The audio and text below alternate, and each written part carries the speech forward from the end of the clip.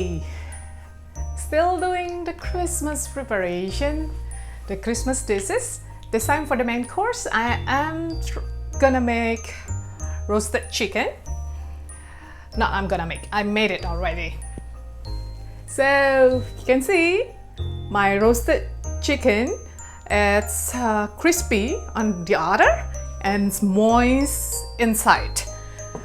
And what I did with that, brine the chicken overnight, and the next day just drain it, pop it into the oven, and the next 60 minutes you get a very nice moist roasted chicken.